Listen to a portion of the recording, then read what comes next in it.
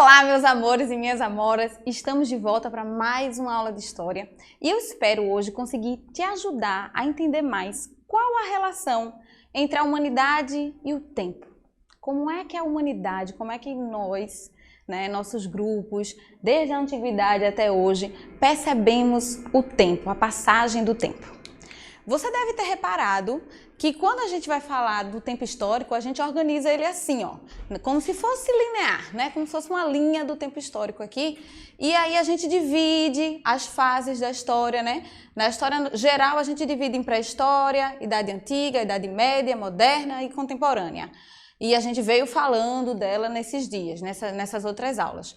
E a história do Brasil a gente divide também como se fosse uma linhazinha reta, como se fosse linear o tempo, em pré-colonial, colonial, imperial e republicano, que é o tempo que a gente está agora.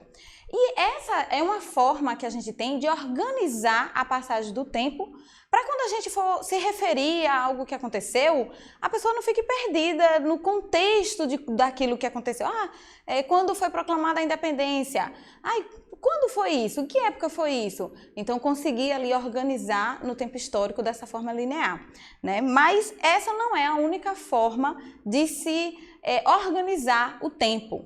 Desde lá da antiguidade, passagem ali da pré-história para a idade antiga. Aí na antiguidade, as primeiras civilizações, elas já tinham criado suas próprias formas de observar e acompanhar essa passagem do tempo. Então, muito antes de ser inventado o relógio, muito antes, os grupos humanos, eles tinham uma outra forma de observar essa passagem, esse fenômeno natural que é a passagem do tempo, tá certo? E quais eram? Como assim? Eles observavam, por exemplo, o dia e a noite, mesmo sem entender que o dia e a noite ocorria devido à rotação do planeta Terra lá no espaço, E como o Sol vai atingir esse planeta de acordo com a rotação que ele está fazendo, eles não entendiam isso, não sabiam disso ainda, mas eles já conseguiam perceber que uma hora o Sol nascia, se colocava lá no céu, e depois ele ia embora. Então ele ia acompanhando essa passagem do tempo, do dia e da noite, que é um fenômeno natural também, para o quê? Para entender como é que o tempo funcionava e medir a unidade de medida desse tempo, medir o tempo que está se passando, quanto tempo que eu trabalhei, quanto tempo falta para tal coisa acontecer. Eles iam observando, contando os dias através dessa passagem do tempo do sol e da noite, do dia e da noite. Eles também não tinham conhecimento sobre o movimento de translação, que é o movimento que a Terra faz ao redor do Sol. Mas ele sentia os efeitos desse movimento, que é justamente provocar a alteração das estações do ano. E eles foram percebendo que passa dia, passa noite, passa dia, passa noite, volta àquela mesma estação, aquele mesmo período fértil ou infértil do solo. Ou seja, aquele período em que está sendo possível colher bastante daquilo que foi plantado, e aquele período que é melhor plantar porque não vai ser um período de colheita. Eles conseguiam ir se organizando através da observação desses fenômenos, que no caso eram as estações do ano. Eles não sabiam do que provocava as estações do ano, mas eles viam a estação do ano e sentiam as estações, e essa percepção da passagem das estações do ano fazia com que eles conseguissem acompanhar essa passagem do tempo, tá certo? E também as fases da Lua. Quando o planeta vai girando ali ao redor do Sol, a Lua vai sendo iluminada de formas diferentes. E isso vai fazer a Lua minguar e depois crescer, então Lua minguante, até que ela apaga total, depois ela começa a crescer novamente, Lua nova, cheiona lá, toda bonitona no céu. Então, eles iam observando também esse ciclo da Lua para medir, para ajudar eles a contabilizar a passagem do tempo. Por exemplo, na próxima lua cheia, a gente se vê. Quando a lua começar a crescer, eu vou fazer tal coisa. Tem alguns costumes até hoje que duram assim, só vou cortar meu cabelo no período de lua crescente, porque aí vai favorecer meu cabelo a crescer mais rápido. Ainda tem alguns costumes, algumas superstições que vão passando ali, vão permanecendo mesmo com o passar do tempo, e uma delas é esse costume já bem antigo, que acompanha aí as fases da Lua. E outra forma que se tinha de observar a passagem do tempo é observar o ciclo natural da vida. Tanto da vida vegetal, né, das plantas e tudo mais, quanto da vida animal também, inclusive da própria vida humana.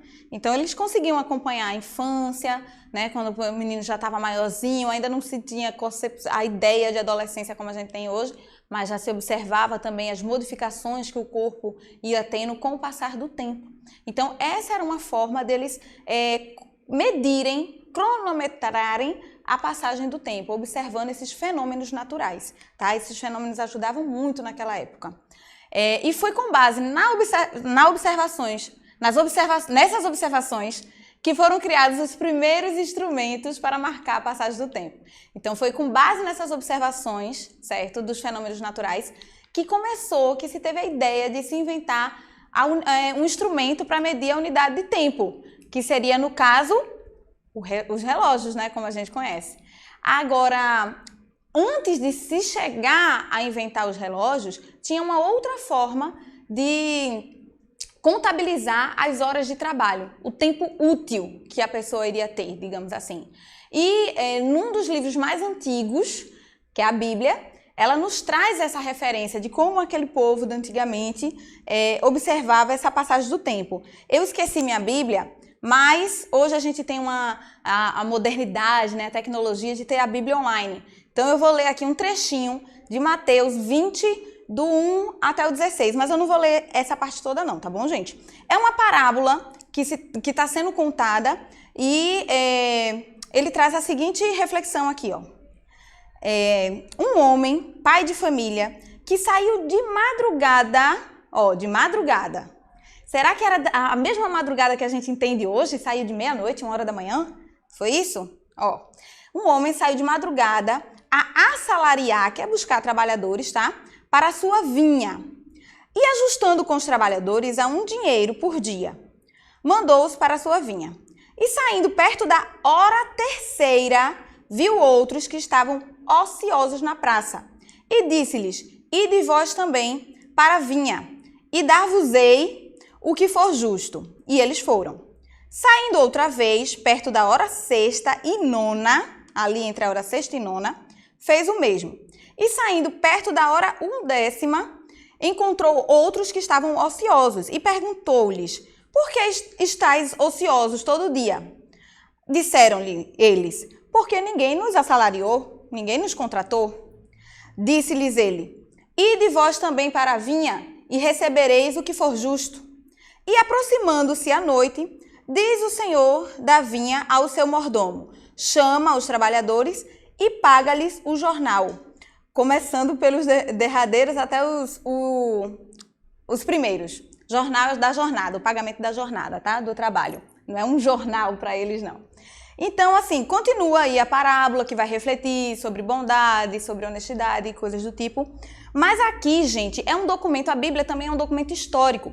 E a gente pode aqui perceber, através desse livro tão antigo, né, o registro de como era pensado o dia aí. Veja que a madrugada, quando fala, é antes do sol nascer. O dia era contabilizado pela passagem do sol, né? Pelo tempo que o sol estava ali iluminando e que dava, por conta da iluminação do sol, para as pessoas trabalharem. E aí, ó, a terceira hora é a terceira hora que o sol se colocou no céu, que amanheceu. A sexta hora, a nona hora, não é 9 horas da noite, 6 horas da noite, não tinha mais sol. E também não era tão cedo, senão ele saiu às 3 da manhã.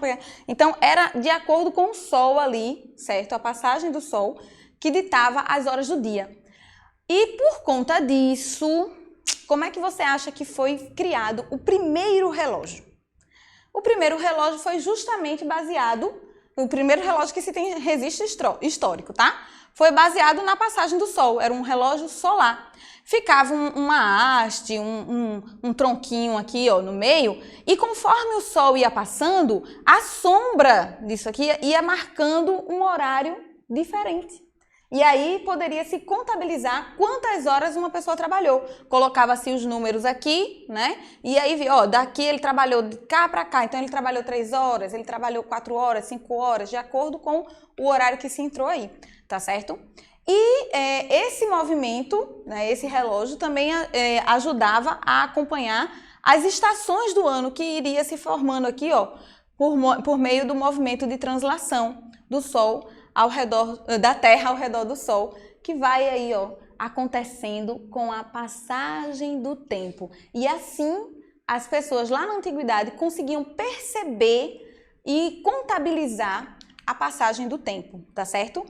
Mas como medir, se tinha esse relógio lá que era solar, que dependia do Sol, como medir a passagem do tempo nos dias nublados e nos dias chuvosos? Como é que iria medir? E à noite, depois que o Sol saísse do céu, né, parasse ali de iluminar, como é que ia fazer? Pois bem, para isso foi se criando, foi se inventando outros tipos de instrumentos para medir a passagem do tempo, certo?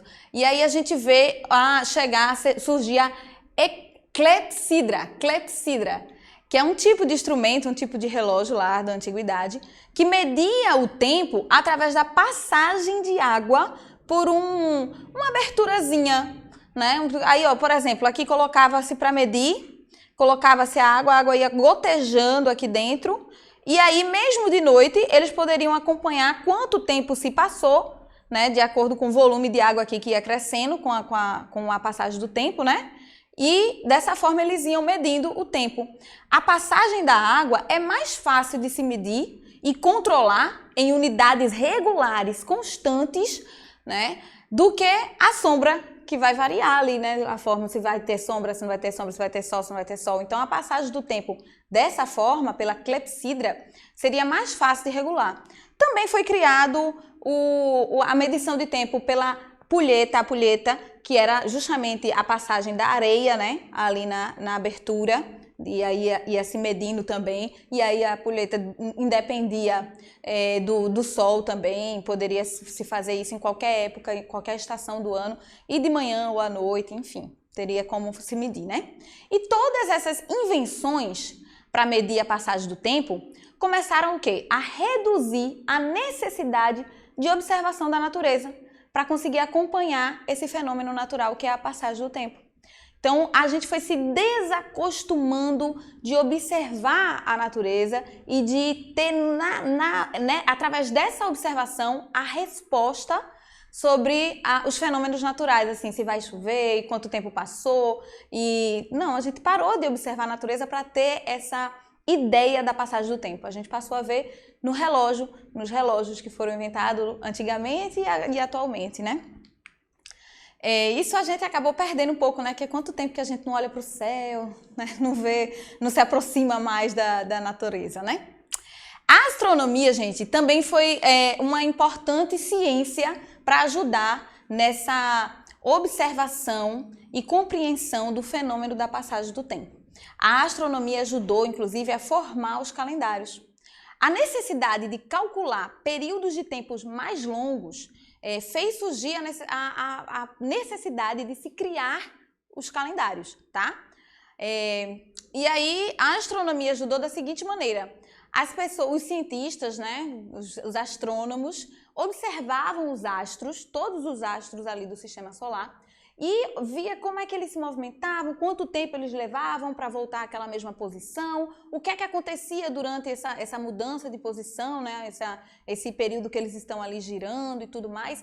E aí eles iam começando através dessa observação, registrar, né, o que voltava sempre a acontecer, por exemplo, quanto tempo demorou para voltar ao inverno e o que é que aconteceu. Aí da próxima vez aconteceu de novo, do mesmo jeito, os planetas, os astros ali se movimentaram da mesma maneira, e depois que todo esse movimento aconteceu, novamente voltou-se para o inverno. E aí eles iam observando esses astros e os movimentos deles para compreender e prever quanto tempo demoraria para cada coisa acontecer. E assim foram sendo inventados, criados os calendários, tá certo? E eu digo os calendários, por que não o calendário? Porque povos diferentes têm necessidades diferentes. E se eles têm necessidades diferentes, eles não vão usar o mesmo calendário. O calendário é inventado de acordo com a cultura, para servir aos interesses daquela cultura. Nem sempre percebemos a passagem do tempo da mesma forma. Às vezes, quando o dia está muito divertido, está muito bom, a gente está brincando, aproveitando. Aí, quando a mãe diz, entra, já está tarde, vamos jantar. Nossa, já está na hora de ir embora. Né? Passou tão rápido, né, o tempo, então a gente sente que o tempo está passando tão rápido. Já quando a gente está fazendo uma atividade chata, enfadonha, que a gente não quer fazer, aí a gente vai, ai, eu não vejo a hora disso acabar, isso não termina nunca. Muita gente já sentiu isso na hora de largar da escola, né? Tipo, ai, nossa, não vejo a hora de tocar, nem esse sinal não toca para ir embora. Agora tá todo mundo querendo voltar para a escola, eu sou uma das que tá. Mas enfim, então a gente não percebe a passagem do tempo da mesma maneira. A mesma coisa são os grupos, as culturas, os povos, eles percebem o tempo de forma diferente, de acordo com suas necessidades, tá certo? E é assim que eles vão organizar os seus calendários. Então, por exemplo, os egípcios, como eles precisavam do sol para as plantações e para as coisas, né, para ir ali observando a cheia do rio e a agricultura, então eles fizeram o calendário deles com base no quê? No sol, foi um calendário solar, assim como o nosso calendário gregoriano, de grego, que é influenciado pelos gregos, os gregos de lá da antiguidade. O nosso calendário foi influenciado por eles. E o nosso calendário gregoriano, que utilizamos atualmente, também tem essa semelhança com os egípcios, também é um calendário solar, se baseia ali no movimento de translação da Terra ao redor do Sol. Já outros povos, como os sumérios, que viviam ali na Mesopotâmia, e também os maias, vários outros, tá? Os islâmicos, o povo islã, o calendário chinês, todos eles são baseados no calendário lunar, baseado ali na Lua e não no Sol, tá certo? Aí tem aí alguns exemplos, né, do calendário aqui o calendário egípcio, aqui o calendário sumério, tá certo? E aqui, olha, atualmente a gente, como eu falei, né, utiliza o calendário gregoriano, mas em paralelo, mesmo sendo o mesmo período histórico, né, estamos na contemporaneidade, mas existem ainda aqui, nesse mesmo período histórico, diferentes tipos de calendário. Então, mesmo na atualidade, a gente utilizando aqui o calendário gregoriano, tem também o calendário islâmico, tem o calendário judaico, chinês, que marcam tempos diferentes. Por quê? Porque eles vão se basear em fenômenos, em marcos históricos diferentes. Por exemplo, o nosso calendário gregoriano é baseado em quê? Em que fenômeno, em que passagem assim, marcante do tempo? No nascimento, na verdade, na existência de Jesus, considerado o Cristo na religião cristã, certo? Considerado o Messias. Então, baseado nisso, é que se considera que a gente está no ano 2000 depois de Cristo, entendeu? E assim vai. E já o calendário islâmico, o judaico e chinês, que não consideram, não tem Jesus ali como uma referência histórica, eles vão ter outros marcos históricos. O calendário islâmico ele vai se basear na fuga de Maomé de Meca. O judaico vai se basear na criação do mundo, de acordo com o que eles têm ali, de quando foi que aconteceu a criação do mundo. Que por acaso, no ano dele aqui, por exemplo, em 2000, seria, de acordo com o calendário judaico, 5.760. Seria ali mais ou menos no início da civilização, conforme os historiadores das grandes civilizações, né? Conforme os historiadores nos trazem. E o calendário chinês vai ter os seus anos ali baseado no coelho, em outros animais, né? E aí, por exemplo, o dia 1 de janeiro de 2000 no nosso calendário seria o mesmo, aconteceu, foi o dia 7 do 12º mês do ano do coelho, no calendário chinês, que tem como referência um patriarca chinês, que eu não sei pronunciar o nome, mas eu acho que é Wang que se fala, Wang, enfim. Então, tá entendendo como é que funciona, né? Diferentes culturas, diferentes calendários. E como será? Qual desses aqui? Já tem o nome aqui, ó, Azteca Maia, mas enfim. Esse calendário todo coloridinho aqui é o calendário de alguns dos povos originários daqui do Brasil. Mas como é que será que esses povos observavam a passagem do tempo? O que é que eles consideravam importante ou não? Pois bem, de acordo com as pesquisas históricas que se tem, os indígenas que vivem aqui no Brasil, eles utilizam sim a observação e o modo com que eles se relacionam com a natureza para medir o tempo. E parecidamente com o nosso calendário, né? O nosso é assim, né? Parece uma linha reta e tipo, os dias passando, e os deles é cíclico. Mas tanto o nosso quanto o deles, divide o ano, a passagem do ano, em 12 meses, tá certo? E aí eles fazem um calendário circular, né, mostrando aí, considerando os ciclos da vida, e a passagem do tempo é desenhada aqui, marcada no calendário, de acordo com os fenômenos, com os eventos que acontecem na tribo. Por exemplo, a época de colher, a época do rio cheio, né, da maré mais cheia, a época de semear, e assim vai. Já os povos iorubais, que foi um dos povos trazidos lá, sequestrados da África e trazidos aqui para o Brasil no período da escravidão, né, no período ali colonial, eles tinham uma forma diferente de ver o tempo, tá certo? Para os iorubais, o tempo, assim, eles entendiam a questão, eles observavam a passagem do tempo lunar e o solar e tudo mais, eles entendiam, mas eles não consideravam, não levavam isso em consideração. Para eles, as semanas eram divididas em 4 dias. E se era amanhã começava com o nascer do sol. Mas se ia terminar o dia, não tinha um horário para terminar o dia. Não tinha tipo 6 horas, 8 horas, o dia terminou, meia-noite e o dia terminou, começou outro.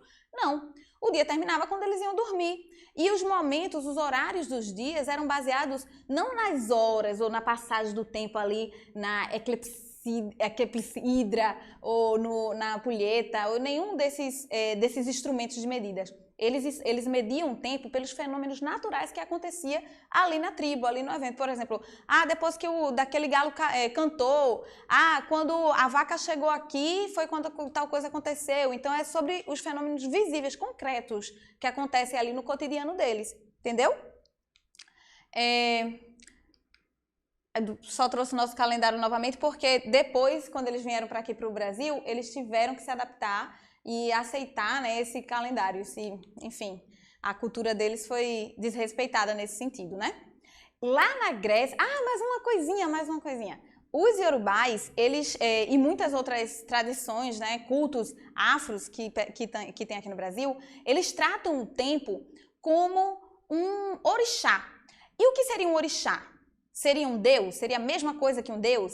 Bem, até onde eu entendi, os orixás são faces, são características de Deus, certo? Então tem lá a divindade que reina sobre tudo e as características dessa divindade são os orixás. O tempo é uma característica divina para as culturas afros também e ele é visto como um orixá.